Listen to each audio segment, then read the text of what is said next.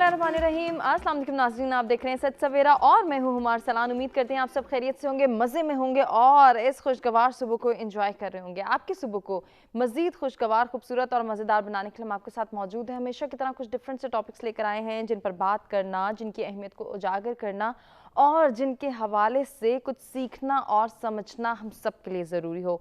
आज का जो टॉपिक है बहुत अहमियत का हामिल भी है, बहुत ज़रूरी है ऐसे टॉपिक्स को गुफ्तगू में शामिल करना और इनसे कुछ सीखना और समझना और ये अंडरस्टैंडिंग डेवलप करना कि कहीं ना कहीं हम ये देखते हैं कि हमारे माशरे में अगर कुछ नाहमवारियाँ हैं तो कुछ नफसियाती उलझनें भी बढ़ गई हैं, कुछ नफसियाती दबाव ऐसे हैं जो दिन ब दिन बढ़ते चले जा रहे हैं, जिनकी वजह से हम सब प्रॉब्लम का शिकार हो रहे हैं, मुश्किलात का शिकार होते चले जा रहे हैं। इन्हीं नफसियाती उलझनों की बात अगर की जाए, नफसियाती दबाव की बात की जाए, या फिर खुदा न खास्ता अगर हमारे इर्द गिर्द कुछ अफराद ऐसे हैं जो कि किसी ना किसी नफसियाती मर्ज़ में मुब्तला हैं, हमें उनको हेल्प आउट करना है, हमें उनको सपोर्ट करना है। कितना ज़रूरी है कि हम उनको साथ लेकर चलें, उनको सपोर्ट करें, उनकी मदद करें। ये किस तरह से हो सकता है जब हम ये अंडरस्टैंडिंग डेवलप करेंगे कि ये नफसियाती अमराज हैं क्या, ये नफसियाती उलझनें या ये दबाव है क्या।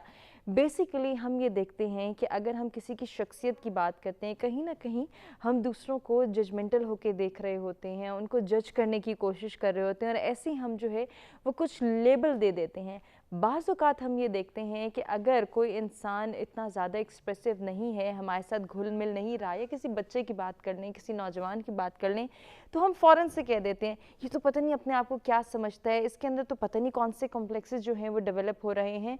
दर हकीकत कॉम्प्लेक्सेस एग्जिस्ट करते हैं। इसी की बात हम आज करेंगे, जिसमें हम बात करने जा रहे हैं एहसासे कमतरी की और एहसासे बरतरी की। ये दोनों क्या हैं? क्या ये दोनों एक ही सिक्के के दो रुख हैं, या फिर ये एक ही चीज़ है जिसको हम दूसरी शक्लों में देखते हैं, या पर्सनालिटी ट्रेट्स में जो है ये डेवलप होते चले जा रहे हैं। मुख्तलिफ शख्सियात में मुख्तलिफ तरीके से ये सामने आते हैं। कभी हम देखते हैं कि कोई इंसान, हमें लगता है कि वो एहसास कमतरी का शिकार हो रहा है, उसकी क्या कॉम्प्लिकेशंस हैं, क्या पेचीदगियाँ हैं, क्या मसाइल हैं, उनको आज के प्रोग्राम में हम इन डिटेल डिस्कस करने जा रहे हैं। इसी के साथ साथ जब हम बात करते हैं एहसास बरतरी की, तो वो क्या है? ख़ुद को बहुत कुछ समझना, ख़ुद को परफेक्ट समझना। ये जो परफेक्शनिज़म की सोच हमारे यहाँ बहुत तेज़ी से डेवलप हो रही है, जिसमें हम ये देखते हैं कि हमारे बच्चे भी कहीं ना कहीं एहसास बरतरी का शिकार हो रहे हैं। ये बेसिकली क्या है, इस कॉन्सेप्ट को समझना और फिर इसको कंट्रोल करना, इसको ट्रीट करना, इसके साथ कैसे डील कर सकते हैं, इन डिटेल आज के प्रोग्राम में हम डिस्कस करने जा रहे हैं। आपसे भी कहेंगे अगर आप इन दोनों टॉपिक से रेलिवेंट हमारे साथ कुछ शेयर करना चाहें, कुछ पूछना चाहें हमारे मेहमानों से, या कोई सजेशन आपके माइंड में हो, तो लाइव कॉल्स के जरिए आप भी पार्टिसिपेट कर सकते हैं। इसी को हम जो है डिस्कस करने जा रहे हैं, एहसास कमतरी और एहसास बरतरी के बिना पर इंसान की शख्सियत किस कदर मुतासिर होती है। ओवरऑल मेंटल ग्रूमिंग की बात करेंगे कि कितनी ज़रूरी है जब हम इंसानी सेहत को बरकरार रखने की या इसको बेहतर बनाने की कोशिश करते हैं, तो सिर्फ फिजिकल हेल्थ पे हमने तवज्जो नहीं देनी, बल्कि मेंटल ग्रूमिंग पर भी तवज्जो देनी है। कैसे दे सकते हैं, इसको भी डिस्कस कर सकते हैं आप हमारे साथ। सजेशन लेना चाहें या कुछ सजेस्ट करना चाहें, लाइव कॉल्स के जरिए पार्टिसिपेट कर सकते हैं। ओवरसीज़ पाकिस्तानी जो प्रोग्राम देख रहे हैं, अपना पॉइंट ऑफ व्यू हमारे साथ शेयर कर सकते हैं लाइव कॉल करके। नंबर्स आपकी स्क्रीन पर मौजूद हैं। मेहमान हमारे साथ यहाँ मौजूद हैं जिनसे हम गुफ्तगू का आगाज़ करेंगे, उनका तारुफ भी होगा, लेकिन जी उससे पहले ज़रा मौसम की बात कर लेते हैं और देखते हैं कि आज का वेदर हमें क्या इंडिकेट कर रहा है।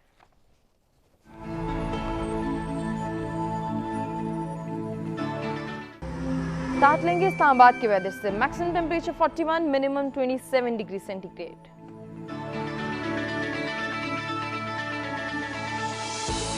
लाहौर की बात करेंगे, maximum temperature 41, minimum 29 degree centigrade.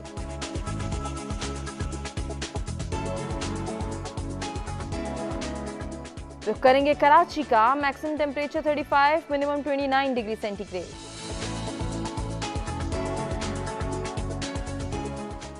Peshawar की बात हो जाए, maximum temperature 43, minimum 28 degree centigrade.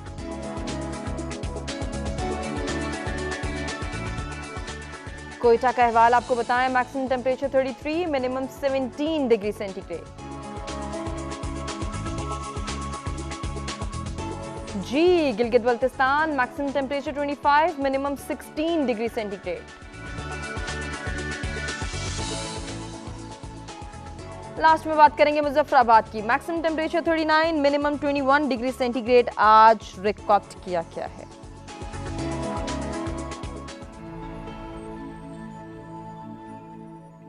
मौसम की सूरत हाल आपने जानी, आज के टॉपिक के हवाले से भी हम आपको बता चुके हैं। एहसास कमतरी और एहसास बरतरी ये बेसिकली है कि इसके माशरती असरात जानेंगे, अपने मेहमानों से तारुफ कराएंगे। हमारे साथ सबसे पहले स्टूडियोज़ में मौजूद हैं तलाल ज़ुबैर साहब, मेंटल हेल्थ एक्सपर्ट हैं, आप सब उनको जानते हैं, हमारे मुख्तलिफ प्रोग्राम्स में आते रहते हैं। अस्सलाम वालेकुम। वालेकुम अस्सलाम। बहुत शुक्रिया तलाल आपके आने का। आज के दूसरे मेहमान को खुशामदीद कहेंगे, एजुकेशनिस्ट हैं प्रोफेसर राजा उमर साहब हमारे साथ मौजूद हैं, आपको भी खुशामदीद कहेंगे। अस्सलाम वालेकुम, बहुत शुक्रिया आपके आने का। आज के तीसरे मेहमान का भी तारुफ कराएंगे, सोशल एक्टिविस्ट हैं कैसर सिद्दीकी साहब हमारे साथ मौजूद हैं। अस्सलाम वालेकुम कैसर साहब, कैसे हैं, खैरियत से हैं? गुफ्तगू का आगाज़ में करना चाहूँगी तलाल आपसे, कितना ज़रूरी है ऐसे टॉपिक्स जैसे हमने जिक्र किया कि नफ्सियाती उलझनों को, नफ्सियाती अमराज को ना सिर्फ जानना, ना सिर्फ समझना, बल्कि इनकी अंडरस्टैंडिंग डेवलप करना, इनकी अवेयरनेस क्रिएट करना, ये हम सब की जिम्मेदारी है। आज का जो टॉपिक है कितनी अहमियत का हामिल है? देखें, कोई भी जो ऐसा टॉपिक जो कि साइकोलॉजी से रिलेटेड है या इंसान की जहनी सेहत से रिलेटेड है, ये बहुत ही रिसेंटली इन्वॉल्व फिनोमेना है कि हम सबको अपनी जहनी सेहत के ऊपर काम करना चाहिए। उससे पहले दो टर्म्स थे, एक ये था कि आप या तो नॉर्मल है, दूसरा ये था कि आप पागलपन का शिकार हैं, और उसके दरमियान कोई साइकोलॉजी एग्जिस्ट ही नहीं करती थी। लेकिन अब रिसेंटली जैसे कि हमारी आवाम में से और हम लोगों में से ये हमारे माशरे में से एक शेम हील हो रही है, एक ऐसी फीलिंग हील हो रही है कि जो पहले हम समझते थे कि किसी के साथ अपनी जहनी सेहत के हवाले से हम बात तक नहीं कर सकते, लेकिन अब लोग अपने एहसासात तो डिफरेंट हवाले से पैदा होते हैं, डिफरेंट कैफियत पैदा होती हैं, डिफरेंट जज्बात पैदा होते हैं, सोचें पैदा होती हैं, रवैये जन्म लेते हैं जो कि आम या नॉर्मल स्टैंडर्ड से मैच नहीं करते। तो हमारे बच्चे और बड़े अब उस मौजू के ऊपर बात कर सकते हैं और उसके अंदर जो है उसमें ओके की फीलिंग उनके अंदर आती है कि इस मौजू के ऊपर बात करना जो है वो बिल्कुल दुरुस्त है।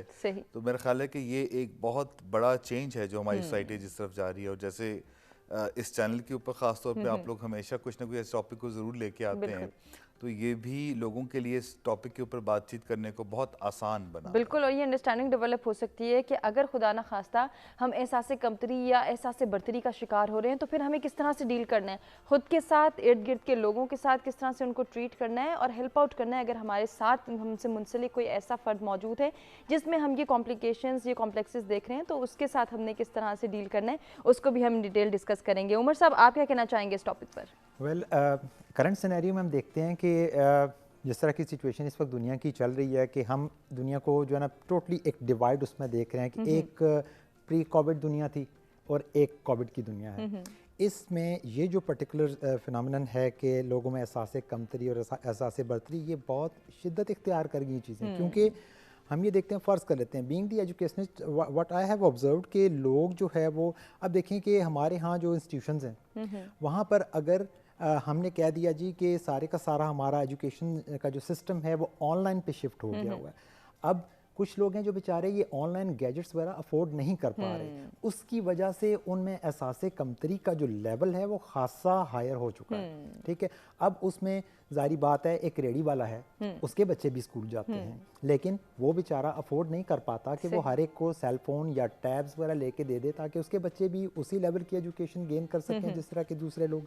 तो वहाँ पर जो है वो बीइंग दी एजुकेशनिस्ट हमारा रोल जो है वो बहुत ज़्यादा बढ़ जाता है कि क्या ऐसा काम किया जाए कि हम उन बच्चों को, उन लोगों को हेल्प आउट कर सकें कि वो बग़ैर गैजेट्स के भी वो उसी तरह पढ़ सकें और उनमें किसी किस्म का कमतरी का एहसास ना हो कि हम इन्फीरियर हैं, हमारे पास ये चीज़ नहीं है। ये चीज़ हमने करनी है और अपनी तरफ से हम बहुत ज़्यादा हेल्प आउट कर रहे हैं और जो है वो कोशिश कर रहे हैं कि अल्लाह करे कि हालात बेहतरी की तरफ जाएं और वापस हम नॉर्मल जो है वो आप कह सकते हैं कि पोस्ट कोविड सिचुएशन में हम इससे जान छुड़ा लें अगर, तो मेरे ख्याल में जो है वो जो एहसास कमतरी इस वक्त खासतौर पर हमारी जो है वो लोअर क्लास के अंदर आया हुआ है उसको ओवरकम किया जा सकता है। बिल्कुल किया जा सकता है, इसकी अंडरस्टैंडिंग डेवलप की जा सकती है। कैसर साहब, हमें ब्रेक पे जाना है लेकिन उससे पहले हमारे पास वक्त है, मैं चाह रही हूँ कि आप भी अपना इजहार ख्याल कर दें आज के टॉपिक से रिलेवेंट। जी, मेरा ख्याल है कि मौजू इंतहाई अहम और ज़रूरी है, ख़ास तौर पे आजकल की जो नफ्सा नफसी की सी एक कैफियत है इस दुनिया के अंदर। आपका फ़िक्र मुआश भी है, अपॉर्चुनिटीज़ का ना होना, और जैसे दोनों साहिबान ने भी फरमाया भी उन सारी चीज़ों का जो अमल दखल है वो एक इंसान की ज़िंदगी में इतना ज़्यादा हो जाता है कि जिसकी वजह से किसी न किसी किस्म के मेंटल या साइकोलॉजिकल इशू के अंदर इंसान चला जाता है, उसमें मैं समझता हूँ कि सबसे बड़ी और सबसे अहम चीज़ ये है कि आप उसको रियलाइज़ करें। अगर आप एक चीज़ रियलाइज़ नहीं कर रहे तो आप अपने तई एक नॉर्मल ज़िंदगी गुजार रहे होते हैं, लेकिन अगरचे ऐसा नहीं है तो आप कुछ ना कुछ गलत, कुछ ना किसी प्रॉब्लम का शिकार होते चले जाते हैं। इन्फीरियॉरिटी कॉम्प्लेक्स हो या सुपीरियॉरिटी कॉम्प्लेक्स हो, बल्कि कुछ जो साइकोलॉजिस्ट हैं वो तो ये बिलीव करते हैं कि सुपीरियॉरिटी कॉम्प्लेक्स बजाते खुद कोई कॉम्प्लेक्स नहीं है। इन्फीरियॉरिटी कॉम्प्लेक्स का बहुत ज़्यादा होने के अगेंस्ट आपकी साइकी का एक डिफेंस मैकेनिज्म है जो आपको सुपीरियॉरिटी में ले जाता है, कि बजाय इसके कि आप इन्फीरियॉरिटी कॉम्प्लेक्स में अपने आप को फील करें, आप अचानक उससे एक जंग करने के लिए जो आपका एक इमीडिएट रिएक्शन होता है कि नहीं जी मैं तो सबसे बेहतर हूँ, मैं तो सबसे ज़्यादा अच्छा हूँ, या थिंग्स लाइक दोस, मुझसे तो आगे कोई निकल ही नहीं सकता। इसी को कंटिन्यू करेंगे, इस डिस्कशन को आपसे ही गुफ्तगू करेंगे। नाज़रीन, हमें अभी एक ब्रेक की जाने बढ़ना है। ब्रेक से वापस आते हैं, एहसास से कमतरी और बर्तरी के हवाले से इन डिटेल अपने तीनों मेहमानों से गुफ्तगू करते हैं।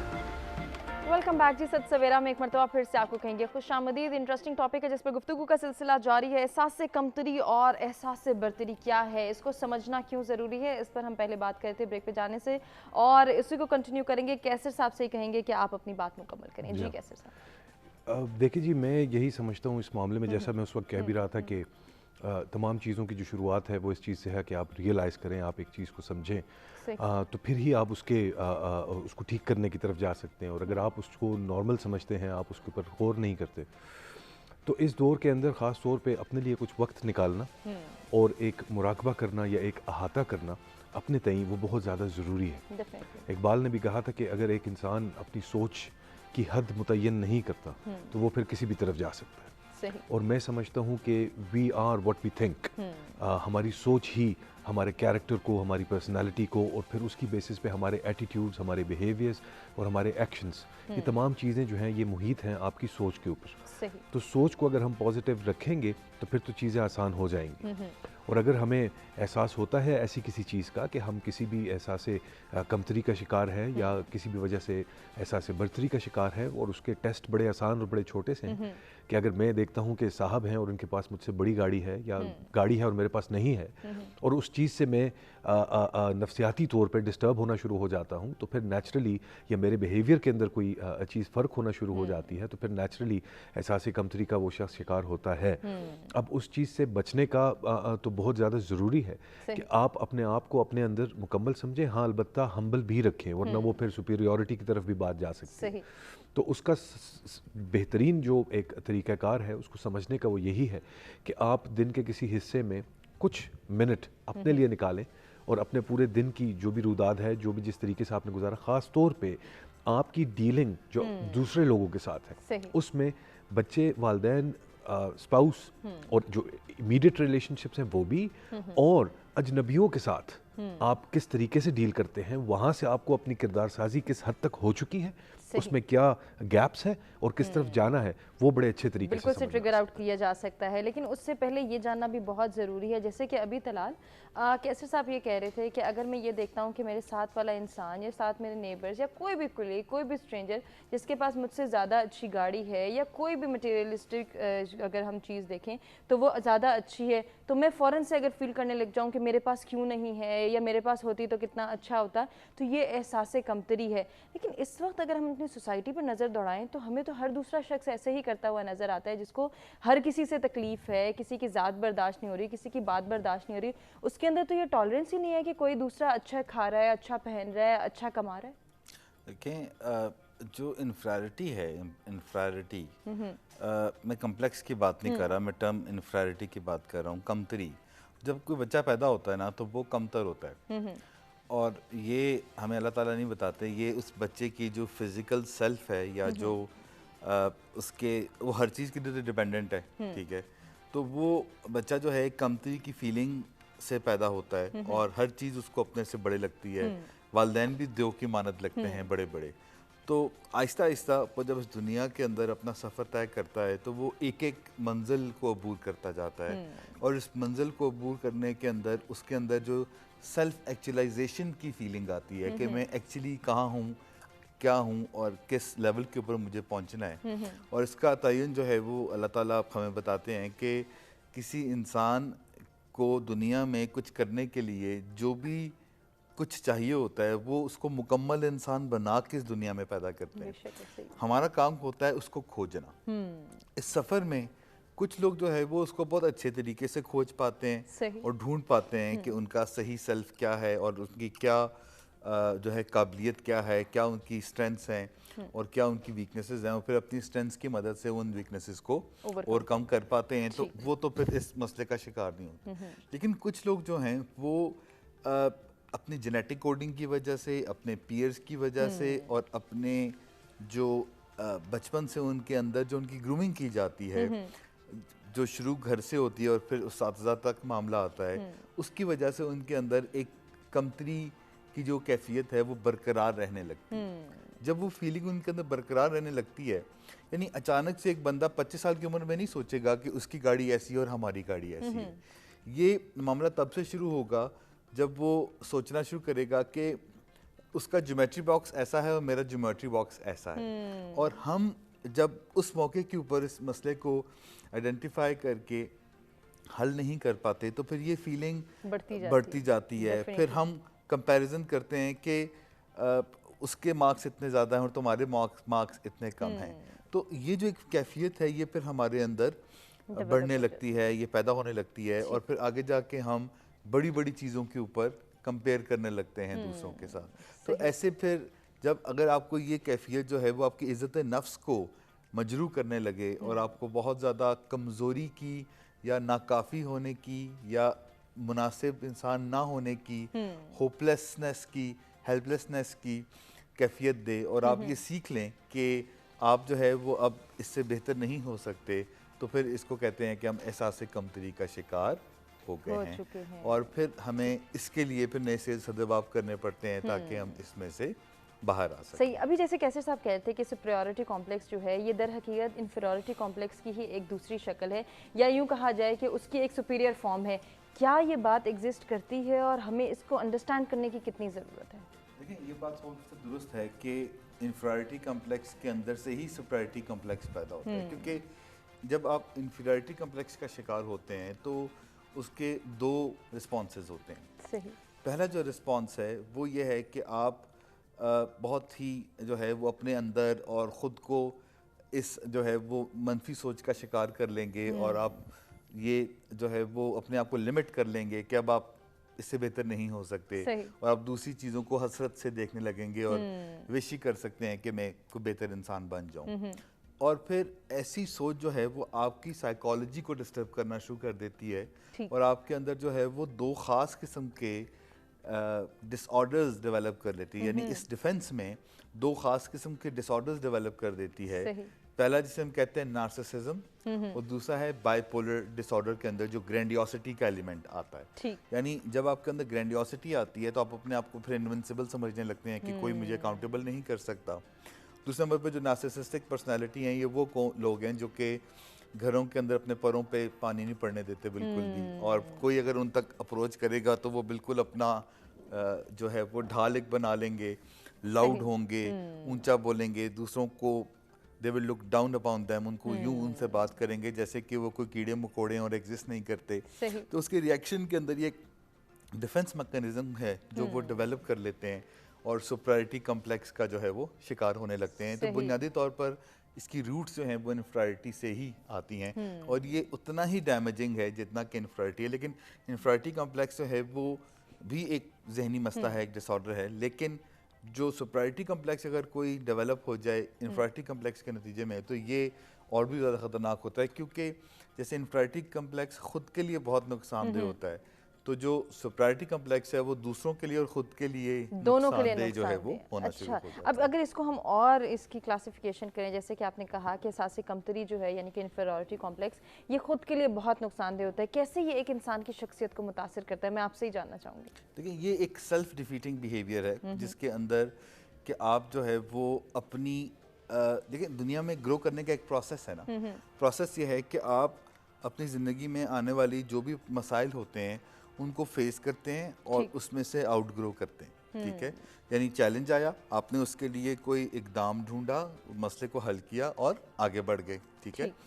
जब आप जैसे एक बच्चा जो है वो पहली जमात के जब पेपर्स देता है तो फिर उसका लेवल अप होकर दूसरी जमात में चला जाता है, तो ऐसे ही करते करते वो ग्रो कर रहा होता है स्टेप वाइज। ऐसी ज़िंदगी के मसाइल के अंदर भी है। अच्छा, लेकिन अगर आप इन्फीरियरिटी कम्प्लेक्स का शिकार हैं और तो उसकी वजह से और आप ग्रो नहीं कर पा रहे, अपने स्किल डेवलप नहीं कर पा रहे, तो फिर आप अपने आप को उसी जगह के ऊपर एंकर कर देते हैं जहाँ से कि आपने स्टार्ट किया होता है। और आप जो आपकी जो पेनफुल फीलिंग्स होती हैं उनसे आप एफर्ट करने के ज़रिए बाहर नहीं आ सकते, बल्कि फिर आप थोड़ी बड़ी एज के अंदर जाके ड्रग्स का और ऐसी चीज़ों का सहारा लेना शुरू कर देते हैं ताकि आप अच्छा फील करें, क्योंकि एक नेचुरल प्रोसेस है कि जब आप मेहनत करते हैं और आप कुछ अचीव करते हैं तो आपके अंदर एक हार्मोन डोपामिन रिलीज होता है और आप अच्छा फील करते हैं। और एक डोपामिन जो है वो ड्रग लेने से भी रिलीज होता है। तो जब आप एफर्ट करके वो चीज़ नहीं अचीव कर पाते तो फिर आप गलत तरीके से, शॉर्ट टर्म तरीके से वो करेंगे जो कि सेल्फ डिफीटिंग हो, जो ये यकीनन हमारे अपने लिए नुकसानदेह साबित होते हैं। मजीद भी डिस्कशन के सिलसिले को आगे बढ़ाएंगे, एक ब्रेक की जाने बड़े ब्रेक से वापस आते कंटिन्यू करते हैं।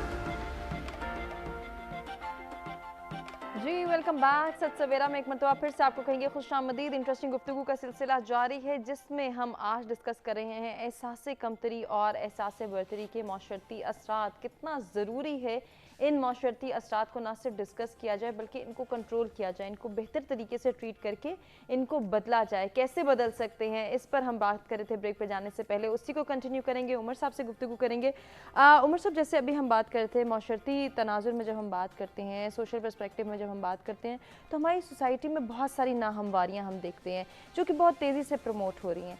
ऐसी ही एक नाहमवारी है क्लास सिस्टम में डिवाइड होना। जब हम क्लास सिस्टम को देखते हैं जिसमें अब मज़ीद हम देखते हैं कि ब्रांचेस खुलती जा रही हैं। पहले तो ये होता था एक एलीट क्लास है, एक मीडियम क्लास है, एक लोअर क्लास है। अब मीडियम की भी सब ब्रांचेस हैं जिसमें लोअर मीडियम है, फिर मीडियम क्लास है, फिर अपर मीडियम आ गया। ये जो इतनी बाइफिकेशन है, इतनी ब्रांचेस डेवलप होती चली जा रही हैं, यकीनन ये भी इन्हीं कॉम्प्लेक्सेस को डेवलप करी हैं। क्या कहना चाहेंगे? जी, ये बड़ी ज़बरदस्त बात है कि क्लास डिफरेंस जो है ना, एक तो ये बात है। दूसरा फैक्टर ये गैप इंक्रीज़ होता चला जा रहा है। मतलब जब भी इन क्लासेस में गैप इंक्रीज़ होगा तो फिर बात जो है वो एहसास कमतरी या एहसास बरतरी की तरफ जाएगी। एक एग्जांपल दूं कि यूनिवर्सिटी में जब हम पढ़ाते हैं तो वहाँ पर डिफरेंट एरियाज़ ऑफ पाकिस्तान से लोग आके एडमिशन लेते हैं। कोई गिलगित बल्तिस्तान से आया होता है, कोई हमारे आज़ाद कश्मीर से आया होता है, कोई फाटा से आया हुआ होता है, कोई इंटीरियर सिंध से आया हुआ होता है, कोई साउथ पंजाब से, कोई इवन बलोचिस्तान वगैरह से, उस रीजन से भी आते हैं। तो वहाँ पर मैं एग्जांपल एक दूँ कि एक student she was from Kashmir, Azad Kashmir से वो यहाँ पर इस्लामाबाद में आई, यूनिवर्सिटी में उन्होंने एडमिशन लिया।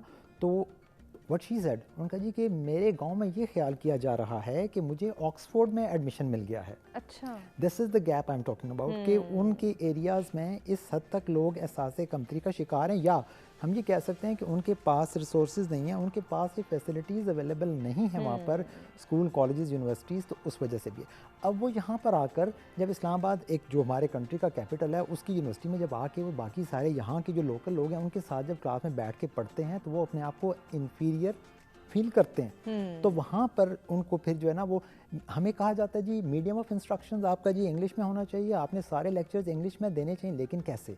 हमें उन लोगों को साथ लेके चलना है, हमें उनका एहसास कमतरी ख़त्म करना है।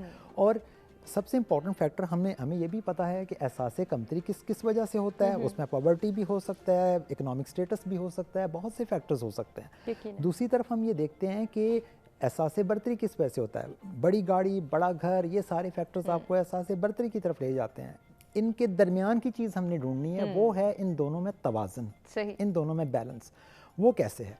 फॉर एग्जांपल बीइंग फादर, मेरी ये रिस्पॉन्सिबिलिटी बनती है कि मैं अपने बच्चों से कहूँ कि बेटा whenever you enter into your school, आपका ये फ़र्ज़ है कि आप उस गार्ड से लेके अपने स्वीपर से लेके अपनी मेड तक सबको विश करोगे, बिकॉज सोसाइटी के अंदर उनका कोई ना कोई सोशल स्टेटस ज़रूर है और हमें कोई राइट नहीं पहुंचता कि हम उनका सोशल स्टेटस डिस्टर्ब करें। सही, ठीक है। और अगर आप ये चीज़ें राइट फ्रॉम योर होम आप इनकलकेट करना शुरू करेंगे अपने बच्चों के अंदर, और ये अगर सब कुछ सोसाइटी के अंदर हर घर में ऐसा होना शुरू हो जाए, तो मेरे ख्याल में ये चीज़ें एग्जिस्ट नहीं करती जिनको हम एहसास कमतरी या एहसास बर्तरी कहते हैं। बिल्कुल ऐसे ही। क्योंकि अगर एक बच्चा जो कि एहसास बर्तरी का शिकार है, अगर आप उसको ये बात सिखा दें कि आपने जनाब हर एक को विश करना है चाहे वो कोई भी है, तो उसका एहसास बर्तरी बैलेंस पे आएगा। सही, ठीक है। और जिसको विश किया जाएगा उसका एहसास कमतरी बैलेंस पे आएगा। सो आप एक ऐसी मीडियम सिचुएशन के ऊपर पहुंच जाएंगे जहां पर एक कह सकते हैं कि बहुत ही बैलेंस्ड और एक पीसफुल सोसाइटी क्रिएट करने में हम कामयाब हो जाएंगे। यकीनन हो जाएंगे। बड़ी अच्छी आपने सजेशन दी है। कैसर साहब, जब हम ये बात करते हैं तो यकीनन बात तरबियत की आती है। कैसे हम अपने बच्चों की तरबियत कर रहे हैं, उनके अंदर कौन सी क्वालिटीज़ इनकलकेट कर रहे हैं, कौन से ऐसे कॉम्प्लेक्सेस हैं जो कि डेवलप होने से रोक रहे हैं, ये बहुत सारी चीज़ें पेरेंट्स के एंड पे सोचनी समझने की ज़रूरत है। लेकिन फिर हम ये देखते हैं कि पेरेंट्स क्या कर रहे हैं।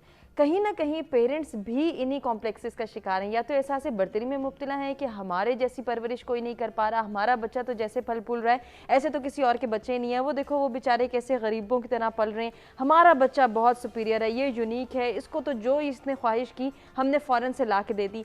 एक जानिब ये पेरेंट्स हैं, दूसरी जानिब वो पेरेंट्स हैं जो कि बेचारे बहुत ज़्यादा हालात के मारे हुए, जिन्हें कहा जा सकता है सोशल प्रेशर बेयर कर रहे हैं, बहुत सारे ऐसे प्रेशर्स बेयर कर रहे हैं कि उनका ब्रेड एंड बटर भी मुश्किल से चल रहा है। अब वहाँ पे इन्फीरियॉरिटी जन्म ले रही है। हम किस तरह से अपने बच्चों को बाकियों की तरह लेकर चलें, ये जो कंपैरिजन है, जो मवाजना करना है, दर हकीकत शायद यही सबसे बड़ी वजह है, यही सबसे बड़ा हम कॉज देखते हैं कि हमारे यहाँ कॉम्प्लेक्सेस डेवलप हो रहे हैं और फिर उनको मीटअप करते करते करते हमारी ज़िंदगी तो गुजर जाती है, बेहतरी नहीं आती। जी हाँ, मेरा ख्याल है जनाब ने एतदाल और बयान रवी को बड़े अच्छे माशरती अंदाज में एक्सप्लेन कर दिया।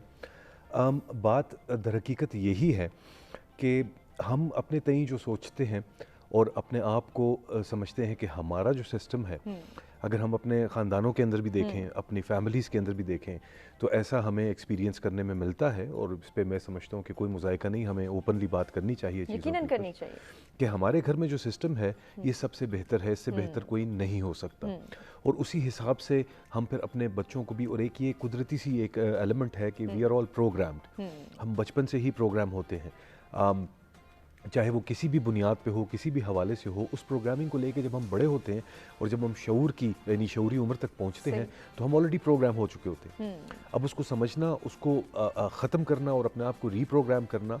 देखें, जो फॉल्स बिलीफ्स हैं और जो इस किस्म के फरसूदा ख्यालात और सोच हैं, उनकी वजह से ही ये तमाम की तमाम जो सोशल जो ईवल्स हैं वो जन्म लेते हैं। घर के अंदर पेरेंट्स का नेचुरली रोल उनका तो डबल है कि पहले वो ख़ुद को समझें कि हम क्या ठीक कर रहे हैं, क्या गलत कर रहे हैं, क्योंकि उन्होंने परवरिश करनी है उस औलाद की, उस नई जनरेशन की जिसने बाहर निकलना है, लोगों के साथ उठना बैठना है।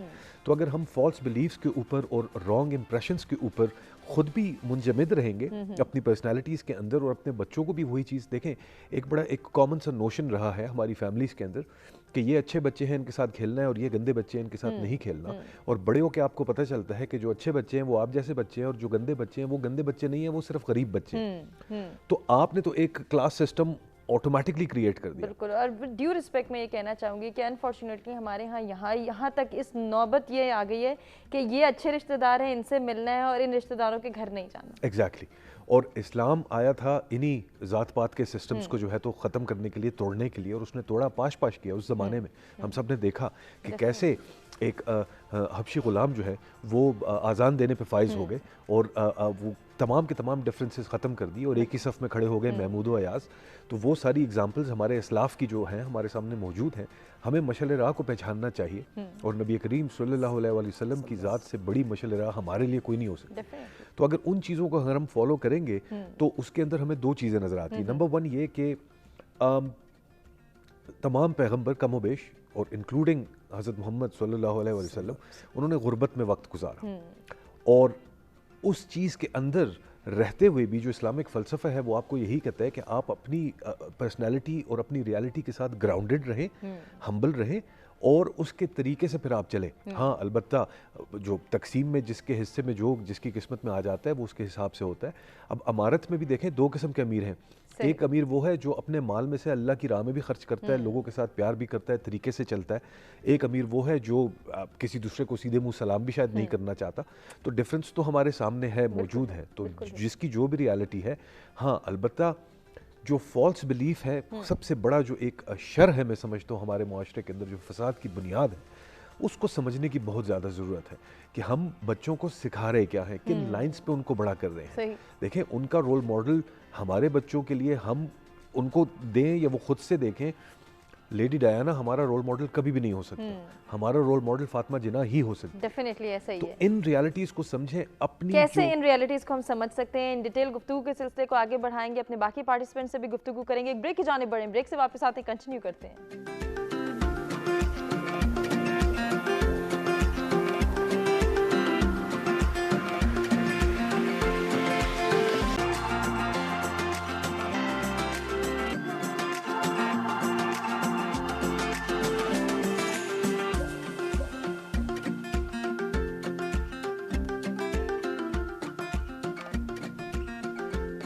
वेलकम बैक जी। सत सवेरा में एक मरतबा फिर से आपको कहेंगे खुशामदीद। इंटरेस्टिंग गुफ्तगू हो रही है आज के टॉपिक के हवाले से, जिसमें हम एहसास कमतरी और एहसास बरतरी को डिस्कस कर रहे हैं और इसके मौशरती असरात को भी जान रहे हैं कि कितना ज़रूरी है कि मौशरती असरात को जब हम जानते हैं तो इस माशरे की बेहतरी की जानिब जाएँ, इस माशरे में हमवारी पैदा करने की हम कोशिश करें। और इसके साथ साथ जहाँ एहसास कमतरी और एहसास बरतरी की शख्सियत पर असरात हम जानेंगे, एक इम्पैक्ट डिस्कस करेंगे कि एक इंसान की पर्सनालिटी पर इसके क्या इम्पैक्ट क्रिएट होते हैं और कितना ज़रूरी है कि हम उनको ट्रिगर आउट करें कि खुदा न खास्ता अगर हम किसी नफ्सियाती उलझन का शिकार हैं जो कि बढ़ते बढ़ते एक डिसऑर्डर की शक्ल इख्तियार कर लेती है, इसको ट्रीट करना है, इसको डील करना है, इसको ट्रिगर आउट करना और फिर इसके हवाले से बातचीत करना, इसकी अंडरस्टैंडिंग डेवलप करना यकीनन हम सबकी जिम्मेदारी है। जिम्मेदारी को हम कैसे पूरा कर सकते हैं, इसी को कंटिन्यू करेंगे, इसी डिस्कशन के सिलसिले को आगे बढ़ाएंगे।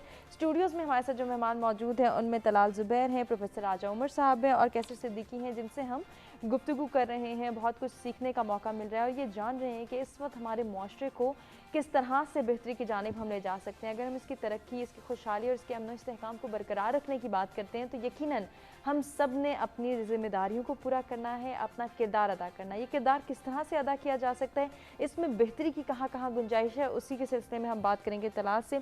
तलाल, जिस क्लास सिस्टम को हमने डिस्कस किया, जिसकी वजह से हमें लग रहा है कि कंपैरिजन में हम पढ़ते चले जा रहे हैं, ये मवाजना यकीनन हम सब के अंदर है। हम एक दूसरे से मवाजना करें, एक घर में जितने अफराद हैं वही आपस में बहन भाई एक दूसरे से मवाजना करें, हम किस तरह से आगे बढ़ सकते हैं, इसको किस तरह से पीछे छोड़ना है। ये बहुत सारी चीज़ें हैं जो कि कहीं ना कहीं हम ये भी देखते हैं कि ह्यूमन इंस्टिंक्ट है, इंसान के अपने रवैये या उसकी सरिश्त में शामिल है बहुत सारी चीज़ें।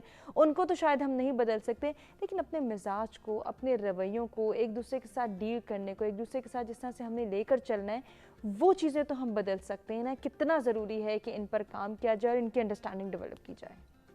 बहुत शुक्रिया सुमा। देखिए, जो इन्फेरिटी है या कोई भी जो कम्प्लेक्स है, ये एक अमीर बाप जो है वो भी अपनी औलाद का उतने ज़बरदस्त तरीके से, यानी अमीर वालिदैन इतने ज़बरदस्त तरीके से दूर कर सकते हैं जितने ज़बरदस्त तरीके से एक गरीब वालिदैन जो है वो कर सकते हैं। एक्चुअली कम्प्लेक्स जो है वो हमारे कितने हमारे जेब में पैसे हैं इससे रिजॉल्व नहीं होता, क्योंकि ये एक जहनी मसला है।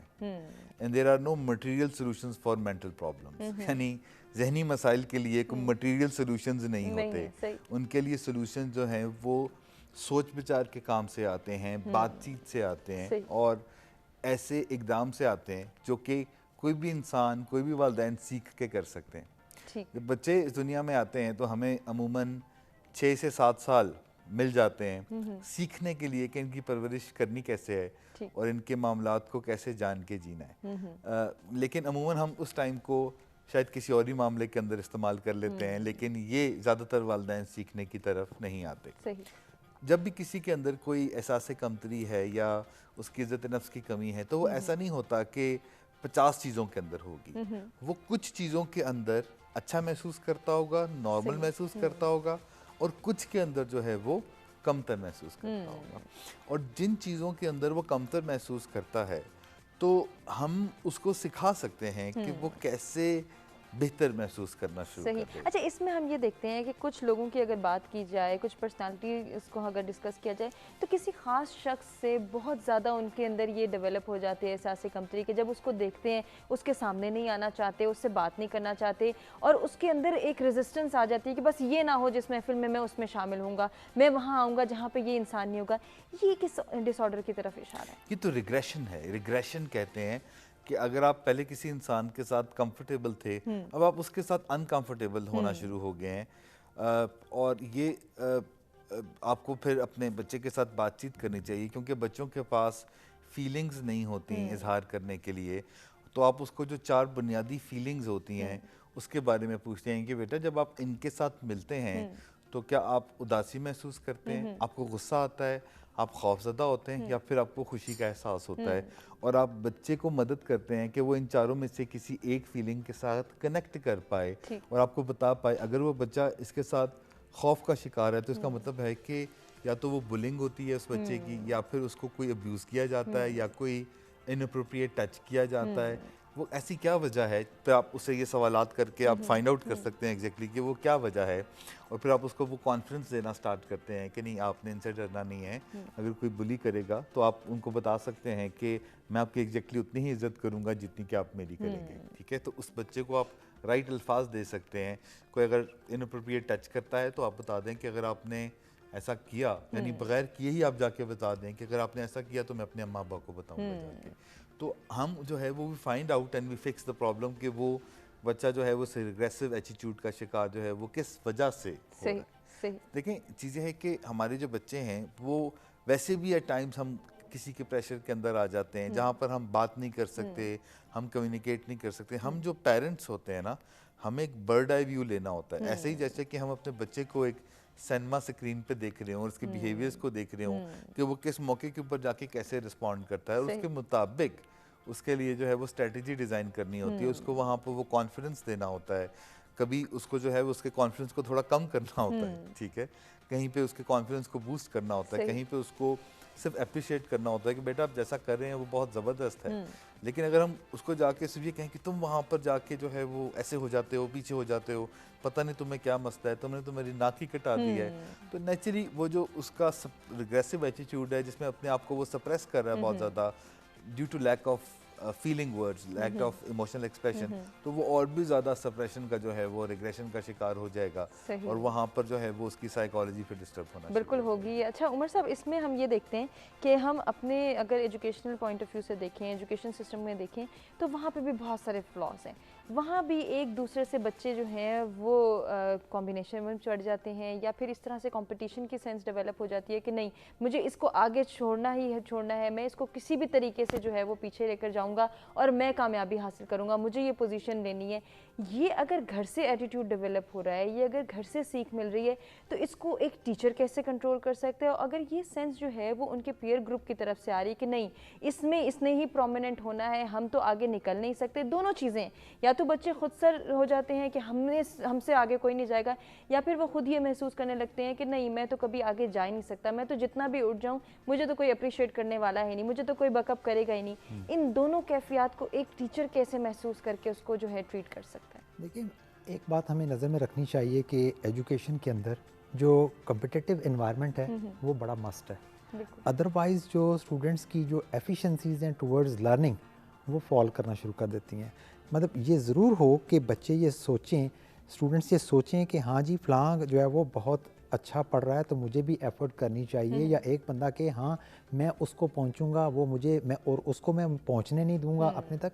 ये कॉम्पिटिटिव इन्वायरमेंट बड़ा ज़रूरी है एजुकेशन के लिए, क्योंकि इससे जो लर्निंग एबिलिटीज़ हैं वो इंक्रीज़ करती हैं बच्चों की। और लेकिन ये एनवायरनमेंट हेल्दी किस तरह से बनाया जा सकता है और उसमें कितना मार्जिन है कि किस तरह से हम इसको डील करें या बैलेंस क्रिएट करें? आप इसे कंटिन्यू करेंगे। इम्तियाज़ हमारे रेगुलर कॉलर कराची से हमारे साथ मौजूद है, देखते हैं क्या शेयर करना चाहेंगे। अस्सलाम वालेकुम इम्तियाज़। हाँ मैम, माशाल्लाह बहुत अच्छे मौजू पे बात हो रही है। बहुत शुक्रिया।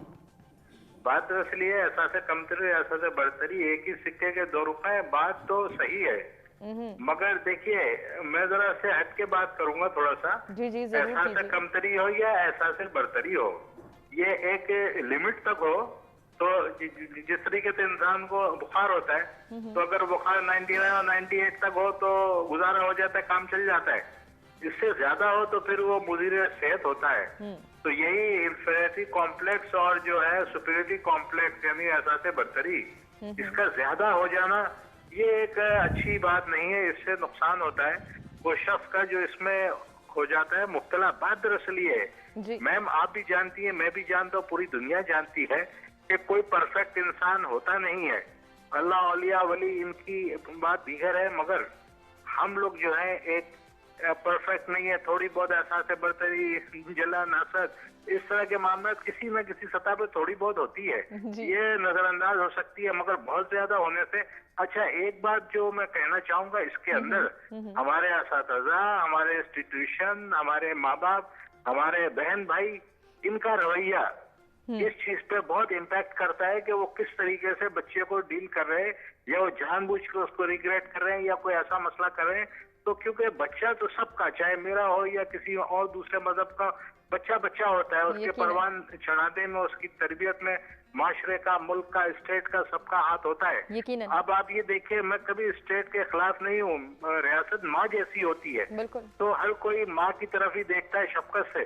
तो स्टेट भी ऐसे इक़दाम अगर करे जिससे कि इज्जत नफ्स किसी की मजरू ना हो और इंसाफ सबको मिले, तो मैं नहीं समझता कि एहसास कमतरी और एहसास बरतरी बहुत ज्यादा एक्सट्रीम पोजीशन पे जाके एक बंदे के नुकसानात का सबब बने। और दूसरी बात, इन चीजों को लेके मैम, मेरा जो ऑब्जर्वेशन है, मैं भी गलत हो, बहुत से लोगों ने कारोबार बनाया हुआ है। बिल्कुल ऐसा ही है, उनको ट्रिगर आउट करना और फिर उनको जो है वो डिस्करेज करना भी हम सबकी जिम्मेदारी है। बहुत शुक्रिया इम्तियाज पार्टिसिपेट करने का। नाज़रीन, हम एक ब्रेक की जाने बढ़े, ब्रेक से वापस आते हैं, कंटिन्यू करते हैं।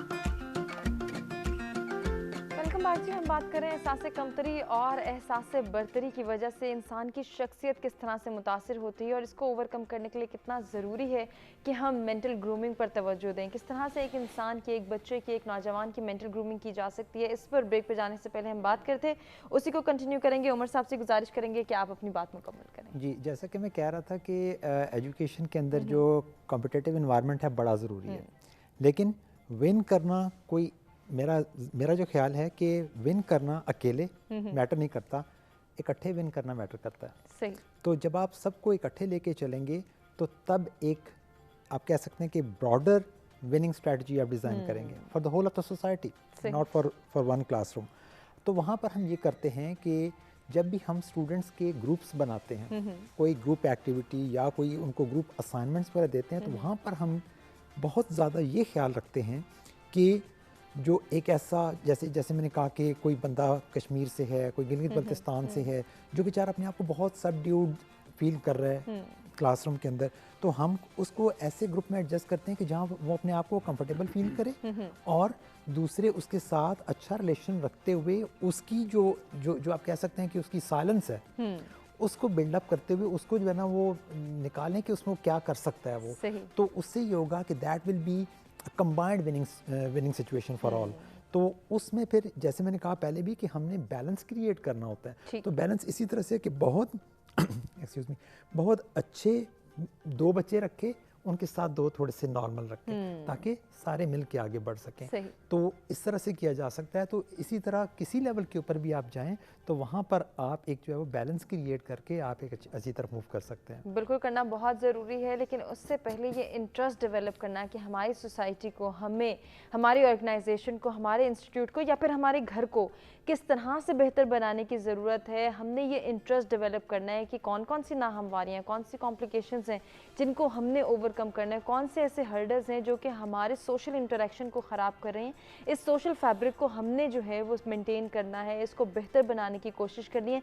कैसे कर सकते हैं, ज़रा कैसर साहब से बात करते हैं। एक जानिब इशारा किया था हमारे कॉलर इम्तियाज़ ने भी कि हम ये देखते हैं कि इस वक्त जो हमारे माशरे की सूरत हाल है उसमें गरीब गरीब तर होता जा रहा है, अमीर अमीर तर होता जा रहा है। ये जो डिफरेंस है बेसिकली इससे भी बहुत सारी कॉम्प्लिकेशन, बहुत सारे कॉम्प्लेक्सेस डेवलप हो रहे हैं। यहाँ स्टेट का क्या किरदार है और किस तरह से स्टेट अपने इस किरदार को पूरा कर सकती है? फरमाइए। जी हाँ, स्टेट का तो देखें जी सबसे बड़ा किरदार वो तो हमेशा से रहेगा। और फिर एक वेलफेयर स्टेट की जब हम बात करते हैं तो उसके अंदर नेचुरली ऐसे प्रोजेक्ट्स, ऐसे प्रोग्राम्स, ऐसी स्कीम्स, ऐसी चीज़ें और ख़ास तौर पे एक पब्लिक अवेयरनेस कैंपेन जिसके अंदर बहुत मुख्तलिफ ज़ावियों के ज़रिए, मुख्तलिफ तरीक़ों के ज़रिए, मुख्तलिफ मोड्स के ज़रिए बेसिकली पाकिस्तान के हर कोने के अंदर पहुंचने की कोशिश की जाए और वहाँ पे पॉजिटिविटी को उजागर करना जो है, क्योंकि देखिए स्टेट की जो मशीनरी है सबसे ज़्यादा रिसोर्सफुल वही होती है।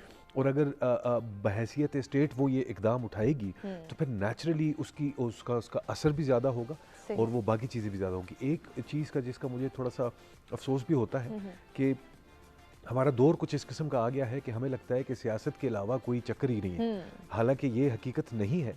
सियासत और सियासतदान और वो अपनी एक दुनिया है, उनके अपने कुछ काम हैं, कुछ तौर तरीके हैं, कुछ चीज़ें हैं। मुल्क का नज़्म नस्क चलाना और वो सारी बातें अपनी जगह पे, लेकिन मुआशरे को साथ लेके चलना। और जैसे कि इन्होंने अभी वो विन विन सिचुएशन की बात की, अगर आप एक तबके को लेकर चलेंगे वो तो फिर जो है ना कुछ तबकात के लिए अगर फ़ायदे होंगे और बाकी तबकात के लिए नहीं होंगे तो फिर वो चीज़ बहुत ज़्यादा मुश्किल हो जाती है। तो स्टेट का जहाँ तक रोल है तो वो मैं समझता हूँ कि ऐसी अवेयरनेस मुख्तलिफ तरीक़ों के ज़रिए वो लेके आएँ कि जिसके अंदर मुख्तलिफ तबकात की जो अहमियत है एक सोसाइटी के अंदर, चाहे वो कोई भी काम कर रहा है, वो अमीर है, वो मुतवस्त है, या वो गरीब है, या वो इंतहाई गरीब है, उसका जो रोल है सोसाइटी के अंदर उसको उजागर किया जाए। देखें, इज्जत नफ्स एक ऐसा एलिमेंट है जो एक चौकीदार और एक किसी बैंक का डायरेक्टर उन दोनों का बराबर रहेगा। जो वज़ीर आज़म या सदर पाकिस्तान जो है उनका और एक माली का बराबर रहेगा। इज्जत नफ्स में, रुतबों में, स्टेटस में फ़र्क ज़रूर आता है, लेकिन इज्जत नफ्स में फ़र्क नहीं आता और ना आना चाहिए।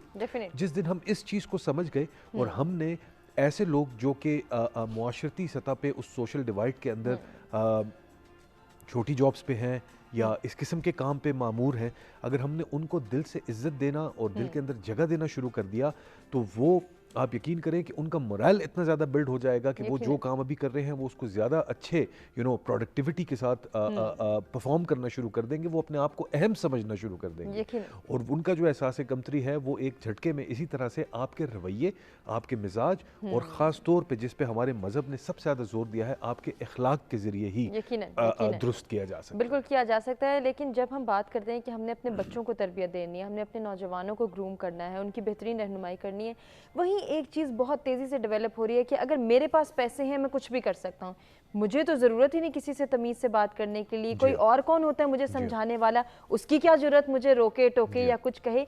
इसको कैसे कंट्रोल किया जाए?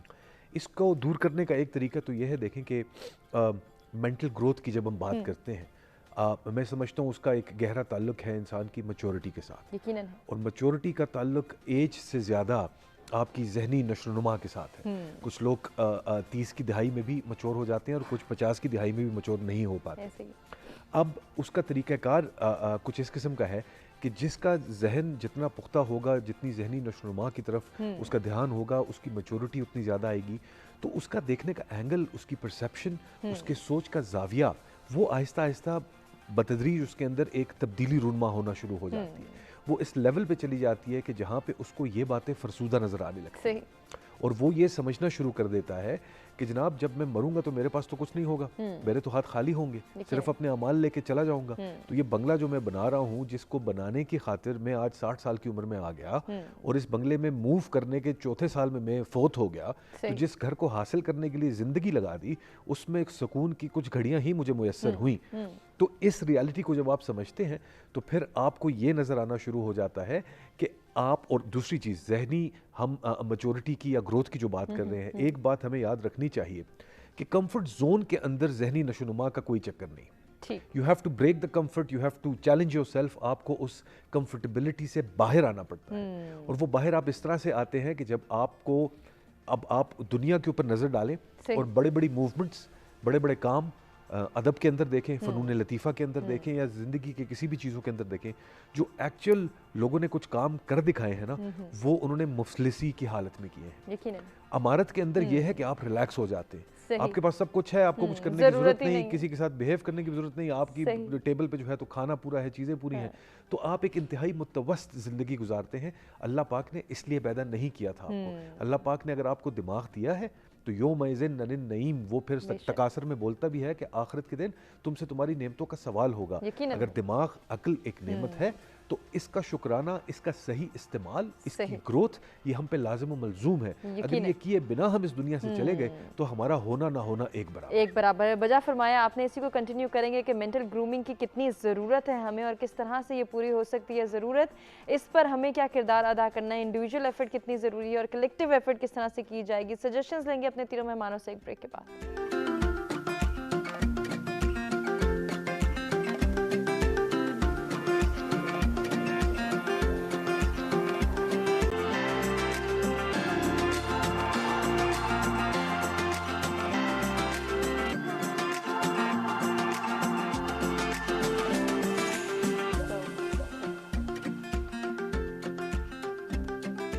बैक जी, सच सवेरा में एक मरतबा फिर से आपको कहेंगे खुशामदीद। हम गुफ्तगू कर रहे हैं मेंटल ग्रूमिंग के हवाले से, ये किस तरह से पॉसिबल बनाई जा सकती है कि हम इस पर तवज्जो दें और इसके लिए कोई ना कोई वर्कआउट करें, कितनी एफर्ट की ज़रूरत है। जानेंगे अपने तीनों मेहमानों से, कुछ सोल्यूशंस और सजेशंस लेंगे और उनसे ही रिक्वेस्ट करेंगे कि वो हमें गाइड करें कि हम अपने नौजवानों की, अपने बच्चों की तरबियत को कैसे बेहतर बना सकते हैं। तलाल, आपसे स्टार्ट लेना चाहूँगी। ये जो मेंटल ग्रूमिंग है, किसी भी एज फैक्टर से हमारा ताल्लुक है, हम किसी भी एज ग्रुप में हैं, हमें ज़रूरत है कि हम अपनी मेंटल ग्रूमिंग पर तवज्जो दें और इसको बेहतर बनाने के लिए कोई वर्कआउट करें, कोई ना कोई एफर्ट करें। क्या दरकार है एफर्ट, क्या सजेस्ट करेंगे? देखिए, एक तो पहले तो सिम्टम्स आइडेंटिफाई करें कि आपका बच्चा जो है एहसास कमतरी का अगर शिकार है, तो आप देखें कि क्या वो बहुत ज़्यादा विड्रॉन रहता है, खुल के बात नहीं करता, उसके अंदर कॉन्फिडेंस नहीं है, थोड़ा उसके अंदर बेचैनी सी रहती है, वो बहुत ही लो मूड के अंदर रहता है, अकेला जो है वो रहना पसंद करता है, ग्रुप के अंदर जाके सोशलाइज जो है वो करने में उसको मुश्किलात होती हैं, वो बहुत ज़्यादा इनसिक्योर फीलिंग जो है वो उसके अंदर होती है, या अगर आप उसकी तारीफ़ करें तो वो कॉम्प्लीमेंट नहीं ले पाता और उसको बड़ा अजीब सा लगता है, जैसे उसे कोई कहेगा तो आपने काम ज़बरदस्त किया, वो कहते हैं नहीं ऐसी तो कोई बात नहीं है, मैं तो कर ही नहीं सकता। या वो नेगेटिव अप्रेजल करता है, यानी कि ख़ुद को हमेशा माइनस स्कोर देता है, माइनस के अंदर मार्क्स देता है। उसे अगर जब वो कोई टेस्ट भी अगर दे के आएगा या इम्तिहान दे के आएगा, आपसे पूछेंगे कैसा, वो कहेगा पता नहीं, बस शायद मुझे सही पता नहीं है कि क्या हुआ।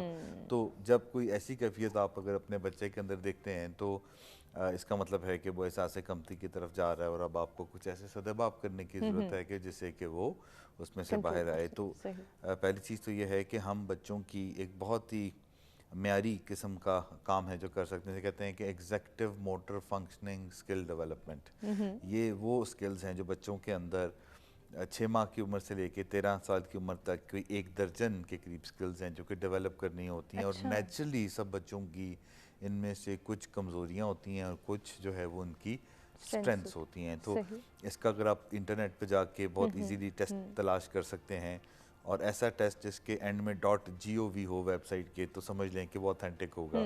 और ऐसा टेस्ट निकाल के आप जो है वो करके जान सकते हैं कि आपके बच्चों की स्ट्रेंथ्स क्या हैं, वीकनेसेस क्या हैं। प्लस उसके साथ ही हमेशा एक टेस्ट और भी आता है जो कि पेरेंटिंग टेस्ट भी होता है, जो बता सकता है कि एज अ पेरेंट आपकी जो है वो क्या स्ट्रेंथ्स और क्या वीकनेसेस हैं। और अगर तो आपकी स्ट्रेंथ्स और बच्चे की वीकनेसेस का मतलब है कि ये वो एरिया है जिसके ऊपर आप अपने बच्चे को ग्रूम कर सकते हैं। और अगर जो है वो बच्चे की स्ट्रेंथ है और आपकी वीकनेस है तो आप बच्चे से सीख सकते हैं कि इस चीज़ को कैसे बेहतर बनाया जाता है।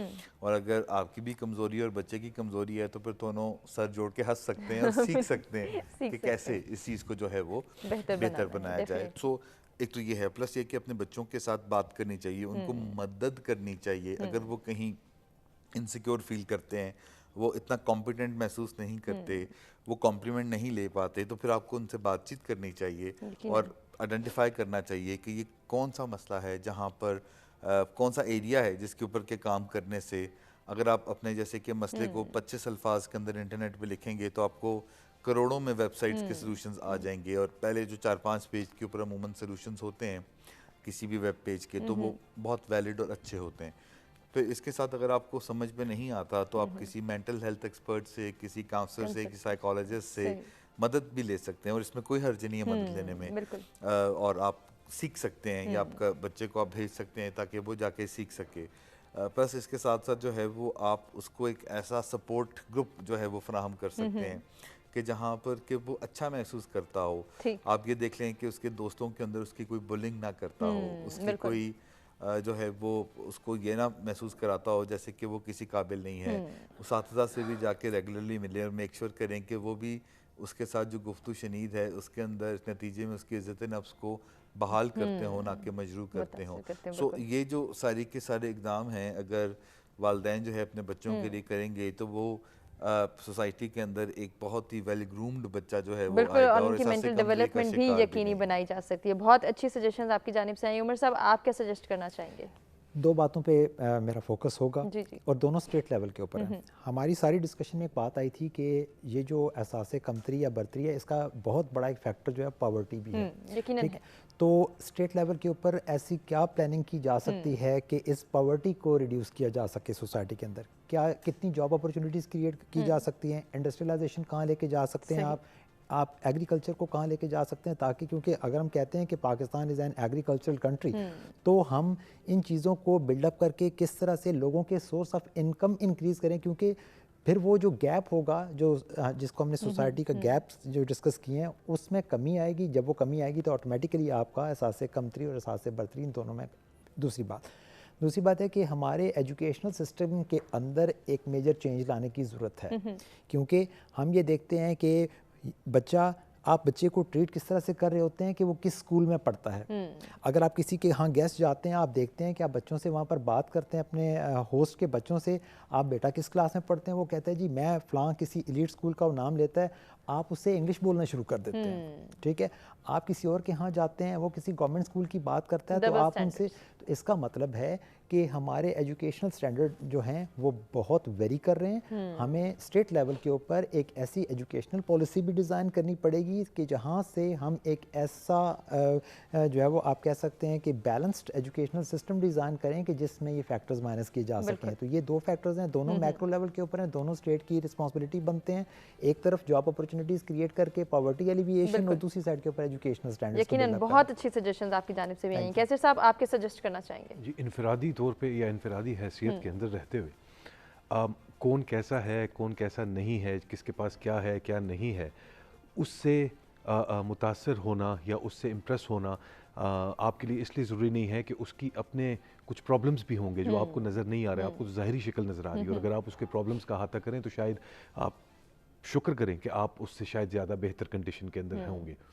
तो लिहाजा उस चीज़ के ऊपर फोकस करने की बजाय उसकी अपनी किस्मत है, उसकी अपनी कब्र है, उसने अपने तरीके से जो है तो अपनी ज़िंदगी गुजारी है, आपके ऊपर, और अगर आपने इम्प्रेस होना ही है तो किसी की जहनी काबिलियत से इम्प्रेस हों, किसी के अच्छे काम से मुतासर हों, इन चीज़ों को अपने अंदर जगह दें। जायका ये है कि आप उसकी गाड़ी या बंगला या उन्हीं चीज़ों को देखते रहें। और बेहतरीन जो एक इस्लामिक फ़िलासफ़ी के मुताबिक एक बात बनती है इस चीज़ के अंदर, वो अगर आप अपना नस्बलैन बना ले तो आपकी जो जहनी जो ये बर्तरी और कमतरी और ये तमाम चीज़ें जो है इनसे आप बच सकते हैं।